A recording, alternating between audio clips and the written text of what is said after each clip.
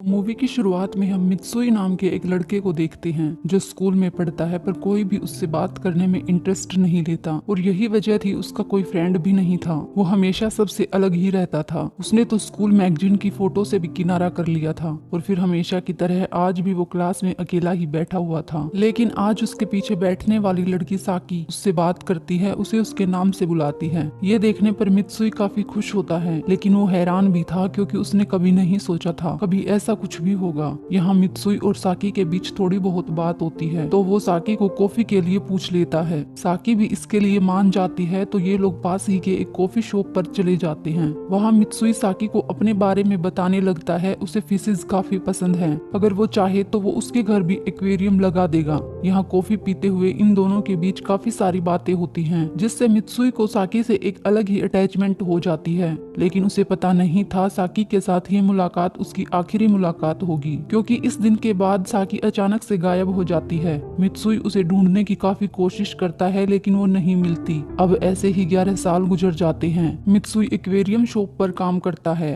पर अब तक वो साकी को बुला नहीं पाया था। अब एक बार वो फिर से साकी को ढूंढने की कोशिश करता है और कुछ दिन में ही वो साकी का पता लगा लेता है। उसकी अब शादी हो चुकी है जिसका एक बच्चा भी है। मित्सुई उसे एक बार देखना चाहता था इसलिए उसके घर के बाहर पहुंच जाता है, पर तभी साकी आकर उसके पास से गुजर जाती है लेकिन वो उसे पहचान भी नहीं पाती। मित्सुई नोटिस करता है जो साकी हंसमुख रहा करती थी आज उसके चेहरे पर मायूसी छाई हुई है। ये सब देखने पर वो सोचता है जरूर उसकी लाइफ में कुछ तो गलत हुआ है जिस वजह से आज वो इस हालत में है।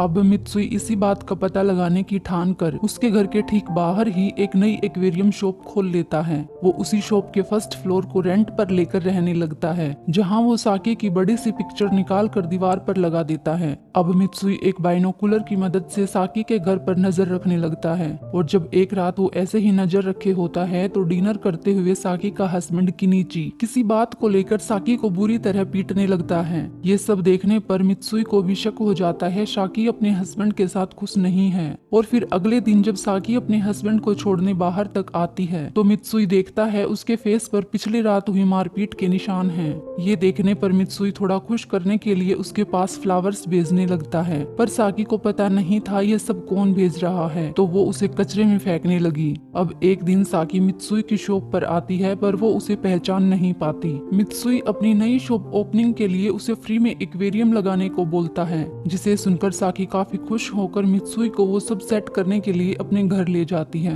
अब मित्सुई बड़ी ही चालाकी से उसके घर की चाबी चुरा कर एक डुप्लीकेट चाबी बनवा लेता है और जब साकी घर पर नहीं होती तो वो उसके घर में घुसकर एक लाइटर में माइक्रोफोन सेट कर देता है ताकि वो जान सके वहाँ क्या हो रहा है। इस तरह मित्सुई कई दिनों तक साकी और किनिची की कहासुनी, गाली गलौज और मारपीट की आवाज सुनता रहा। वहीं जब उनके घर पर कोई नहीं होता तो वो जाकर माइक्रोफोन की बैटरी चेंज करता और मछलियों को खाना भी खिलाता। साकी भी जब मित्सुई की शॉप पर आती तो वो उसे उसकी फेवरेट कॉफी ऑफर करता जो उसने साथ में 11 साल पहले पी थी। वहीं मित्सुई अब साकी को ऐसे तकलीफ में छोड़कर जाना नहीं चाहता था। वो वहीं रहकर उसकी हेल्प करने का डिसाइड करता है। एक दिन उसके घर पर कोई नहीं होता तो मित्सुक उसके घर जाकर बेड के नीचे छिपकर उसका वेट करने लगता है और फिर रात होने पर किनिची साकी को उसी बेड पर लेटाकर उसके साथ जबरदस्ती करके उसे टॉर्चर करता है। यहाँ तक तो ठीक था क्योंकि ये सब तो हर रोज की कहानी थी, लेकिन आज साकी मित्सुई के भेजे हुए फ्लावर्स के साथ उसमें लगा वो नोट निकालना भूल जाती है। वो नोट मिलने पर किनिची साकी पर शक करता है कि उसका किसी के साथ अफेयर चल रहा है, जिस वजह से वो साकी को इतना मारता है कि वो बेहोश हो जाती है। बेहोशी की हालत में ही किनिची उसे बाथटब में छोड़कर शावर ऑन करके सो जाता है।